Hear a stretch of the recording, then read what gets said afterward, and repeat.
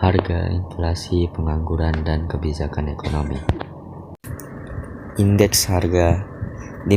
Definisi indeks harga merupakan salah satu ukuran statistik untuk menyatakan perubahan-perubahan harga yang terjadi dari satu periode ke periode lain.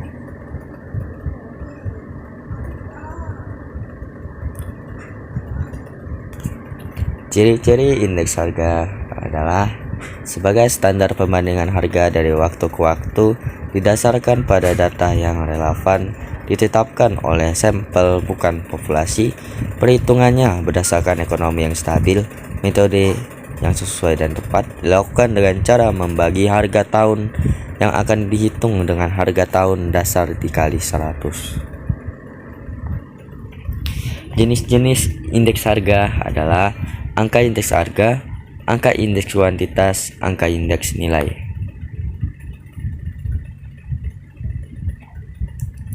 Angka indeks harga adalah suatu ukuran yang menunjukkan tentang perubahan yang terjadi pada harga dari waktu ke waktu.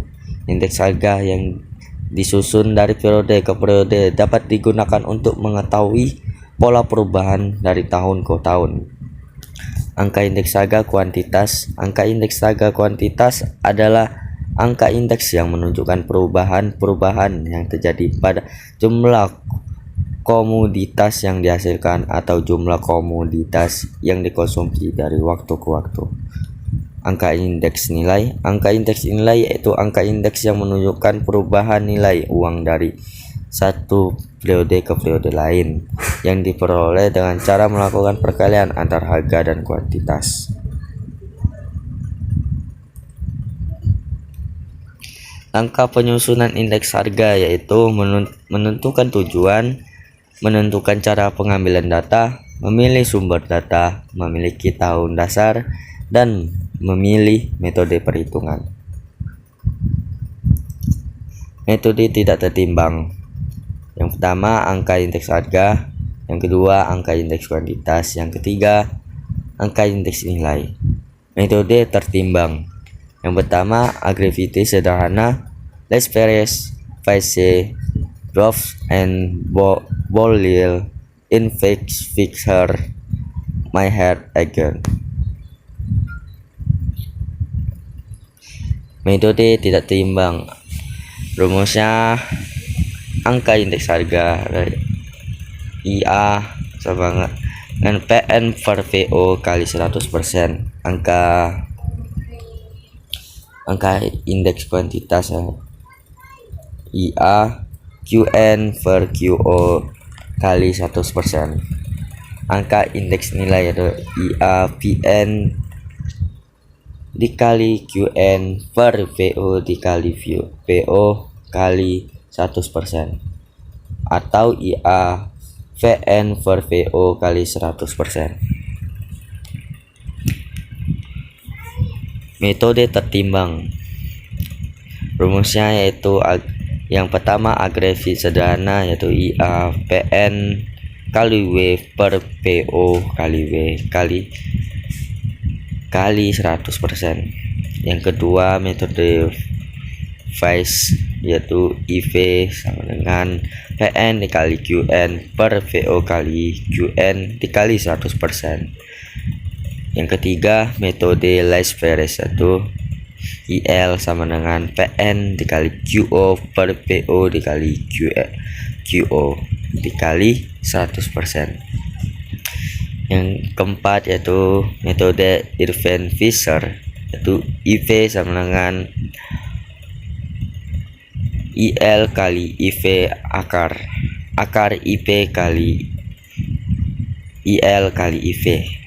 Metode Davis and Bloyer itu ID sama dengan IL ditambah IP per 2. Yang terakhir adalah metode Measure-Agent itu IM sama dengan QO ditambah QN dikali VN per QO ditambah QN kali VN dikali 100%.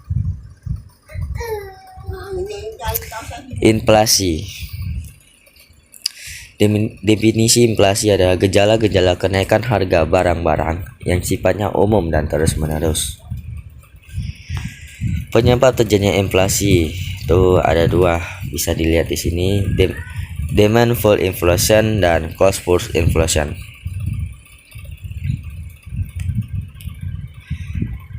Hiperinflasi.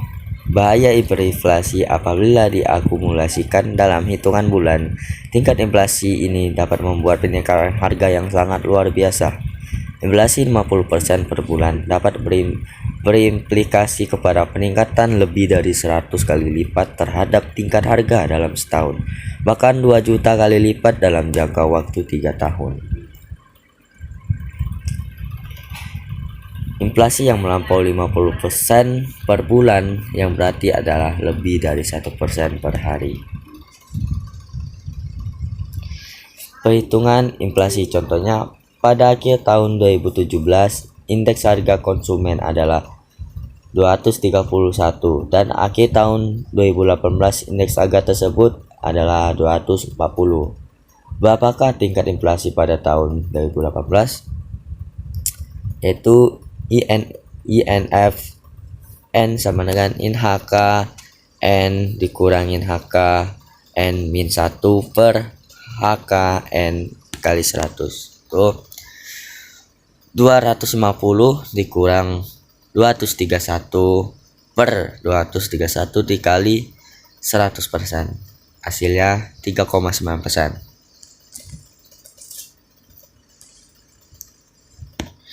Tenaga kerja. Definisi tenaga kerja ya, penduduk yang sudah memasuki usia 15 tahun atau lebih menurut UU nomor 25 tahun 1997.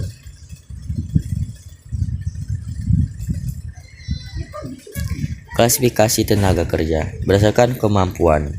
Itu tenaga kerja terdidik, tenaga kerja terlatih, tenaga kerja tidak terdidik dan tidak terlatih. Berdasarkan sifat, tenaga kerja jasmani dan tenaga kerja rohani. Berdasarkan fungsi faktor dalam perusahaan, yaitu tenaga kerja langsung dan tenaga kerja tak langsung.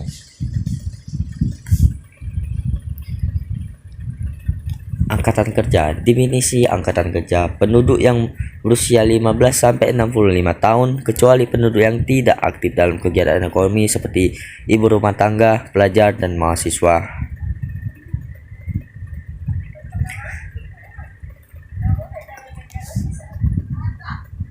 Kesempatan kerja. Definisi jumlah lapangan kerja yang tersedia bagi masyarakat, baik yang telah diisi maupun jumlah lapangan kerja yang masih kosong.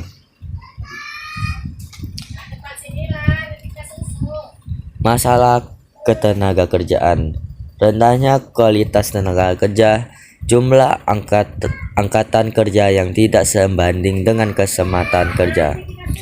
Persebaran tenaga kerja yang tidak merata, pengangguran.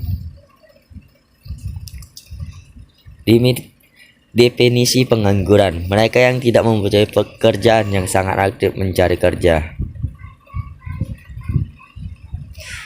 Jenis-jenis pengangguran berdasarkan penyebabnya, pengangguran normal atau friksional, pengangguran siklikal, pengangguran struktural, pengangguran teknologi.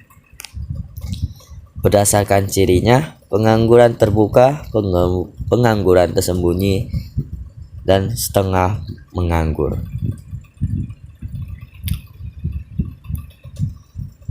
Definisi kebijakan fiskal.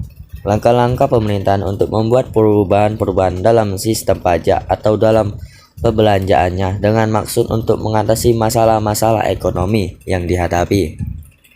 Tujuan kebijakan fiskal ialah yang pertama adalah mencegah pengangguran dan meningkatkan kesempatan kerja.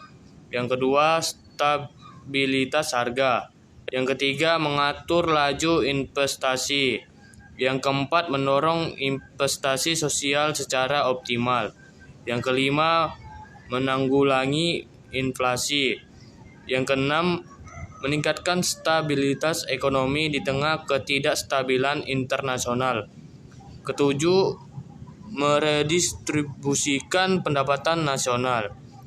Instrumen kebijakan fiskal ialah yang pertama adalah pembiayaan fungsional, kedua pengelolaan anggaran, ketiga stabilisasi anggaran otomatis, dan yang keempat adalah anggaran belanja seimbang. Kebijakan moneter ialah tindakan yang dilakukan oleh penguasa moneter atau biasanya bank sentral untuk mempengaruhi jumlah uang yang beredar dan kredit yang pada gilirannya akan mempengaruhi kegiatan ekonomi masyarakat. Tujuan kebijakan moneter yang pertama adalah mendapatkan dan mengambil manfaat dari struktur tingkat suku bunga yang paling sesuai, meraih perimbangan yang tepat antara permintaan dan penawaran uang. Ketiga, menyediakan fasilitas kredit yang tepat bagi perekonomian.